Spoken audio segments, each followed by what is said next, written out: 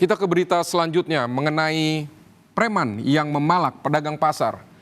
Saudara, dua pria melakukan pemerasan kepada pedagang di Pasar Baru, Rawalumbu, Bekasi, Jawa Barat. Pelaku ngamuk dengan menendang dagangan milik pedagang tersebut. Aksi pemerasan terhadap pedagang kembali terjadi di Pasar Baru Rawalumbu, Bekasi pada Kamis pagi.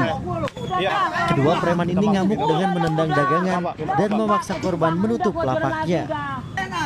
Kejadian ini berawal saat istri salah satu pelaku meminta iuran harian namun mendapat penolakan dan kata-kata kurang sopan dari pedagang. Mendapat laporan dari sang istri, pelaku mengajak adiknya mendatangi lapak korban dan melakukan pengancaman. Kedua pelaku ditangkap di rumah kontrakannya tak jauh dari lokasi kejadian.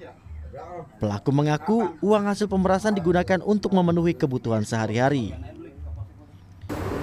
Dia melakukan aksi mengambil iuran ini sudah kurang lebih 3 tahun. Kenapa itu bisa terjadi penendangan? Keterangan yang bersangkutan bahwa kemarin pagi dia bersama istrinya mengambil iuran.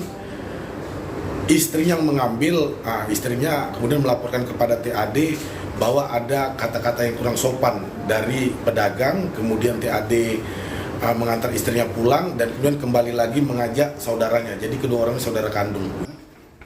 Sementara dari hasil pemeriksaan urin, keduanya juga positif mengkonsumsi narkotika jenis sabu.